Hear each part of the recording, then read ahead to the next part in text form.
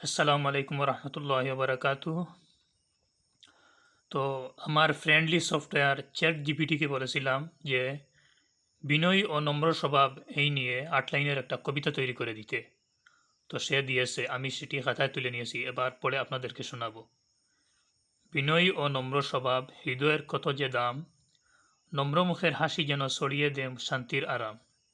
যে নিজেকে রাখে নত, সেই হয় সত্যিকারের বড়। তার চোখে থাকে আলো, মনে থাকে আদব ভরা ঘর।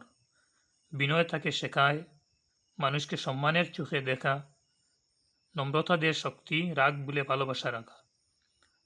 যে নম্রতায় জয় করে সে সবার মনে রাখে স্থান, এমন স্বভাবে গড়ে ওঠা সবচেয়ে সুন্দর মানুষ প্রাণ। আসলেই তো তাই। হাদিসে পাকে এসেছে, যে ব্যক্তি বিনয়ী ও নম্র স্বভাব হতে বঞ্চিত সে যাবতীয় কল্যাণ হতে বঞ্চিত। আল্লাহ পাক আমাদের সবাইকে বিনয়ী ও নম্র স্বভাবের অধিকারী করুন এবং বিনয়ী নম্র স্বভাবের সাথে জীবন পরিচালনা করার তৌফিক দান করুন। আমিন।